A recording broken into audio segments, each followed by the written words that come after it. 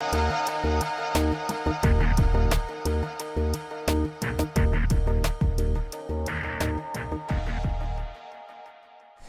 pratiques des firmes en matière de rémunération à long terme des dirigeants. Franck Bancel, bonjour.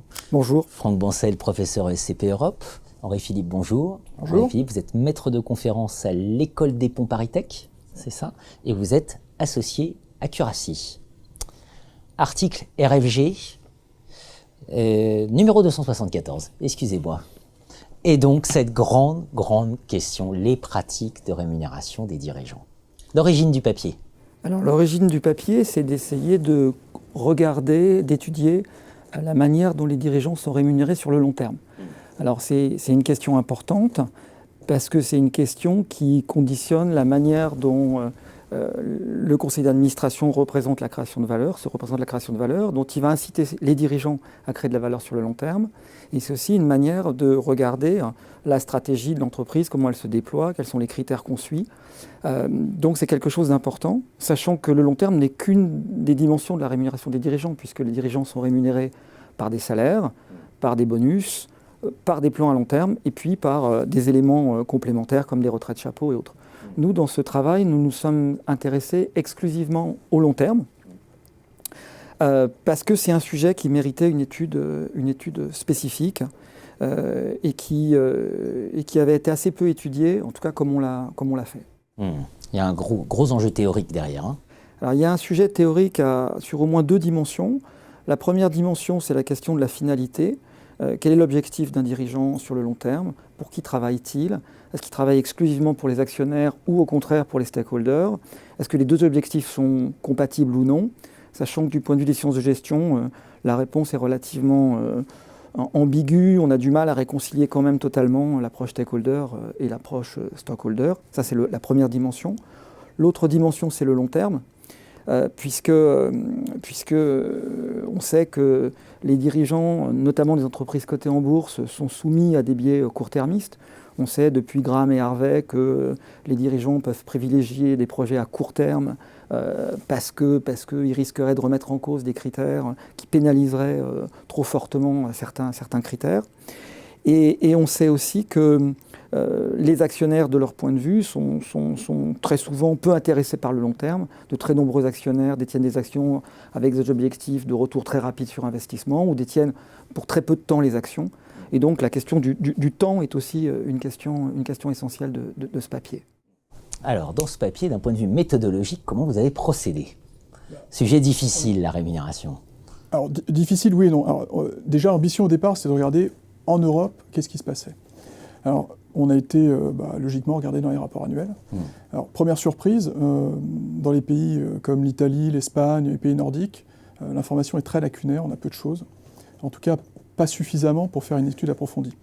Donc on a eu 3 pays sur lesquels on s'est concentré, et pour le coup, on a pu regarder de façon exhaustive pour les grandes entreprises de ces pays, donc en France, en Allemagne et en Grande-Bretagne, de regarder quels étaient les critères utilisés à long terme pour rémunérer les dirigeants. Alors après, on a une liste de critères, un peu un inventaire à l'après-vert, mais qu'on peut classer en 3 grandes catégories. Les critères boursiers, soit les cours de bourse, l'évolution du cours de bourse, du total shareholder return, etc.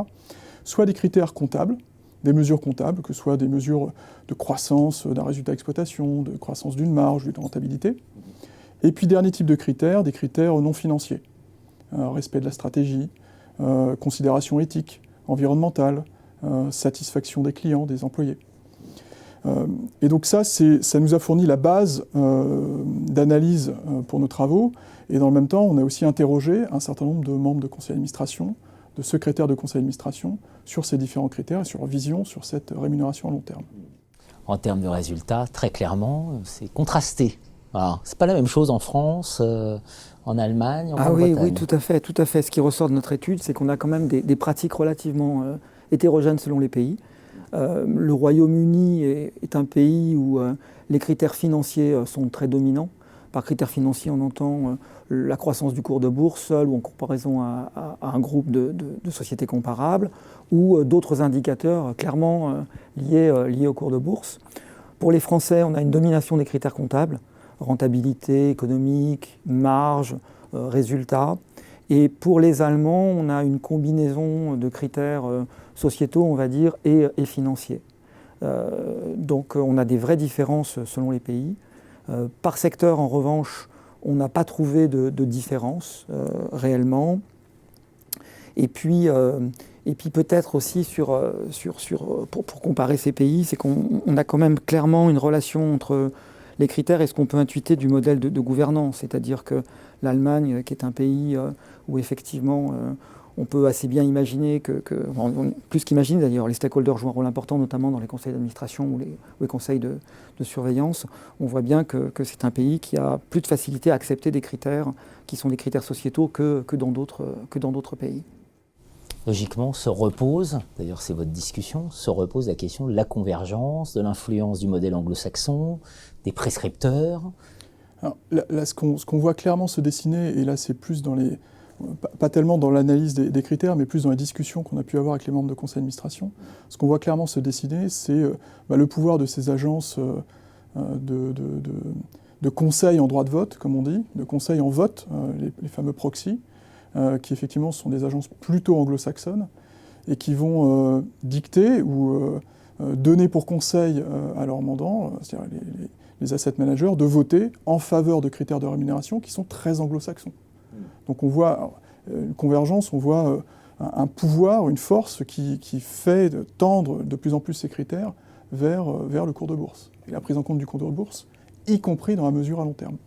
Est-ce que ça veut dire qu'il faut en déduire qu'une gouvernance à l'européenne, puisque là on parle bien d'un contexte européen, c'est un peu illusoire, c'est-à-dire finalement tout ça va s'aligner, la propension est vers l'alignement ou En tout cas, ce que nous pensons avoir compris, c'est que c'est très difficile de penser pouvoir imposer une norme à une entreprise. L'idée du papier, mais aussi ce qui résulte de nos entretiens, c'est que c'est à chaque conseil d'administration de s'approprier cette question, de vraiment poser les enjeux du long terme et de mettre en place les mesures et les critères adaptés à chaque situation. Et l'idée d'aller plaquer un modèle unique sur toutes les entreprises nous apparaît largement comme une hérésie. Une hérésie et en même temps...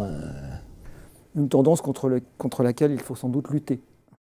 Mais dans le même temps, alors effectivement, on a ces proxys qui ont un rapport de force qui est en leur faveur et qui appuient énormément vers le modèle anglo-saxon. Mais l'idée sous-jacente qu'on voit se dessiner dans notre conclusion, c'est qu'effectivement, les conseils d'administration ont les moyens d'expliquer, de promouvoir un modèle un peu différent en fonction du cas, en fonction du contexte, en fonction de leur stratégie. Mais bien évidemment, pour le faire, il faut s'attaquer au problème. Et comme le disait Franck à l'instant, ne pas chercher à plaquer un modèle valable partout, tout le temps. C'est ça le vrai danger. Les pratiques des firmes en matière de rémunération à long terme des dirigeants, autant dire que ça fait la une avec une régularité de métronome, cette question des rémunérations des dirigeants, à retrouver dans la Revue française de gestion numéro 274. Merci. Merci à vous. Merci.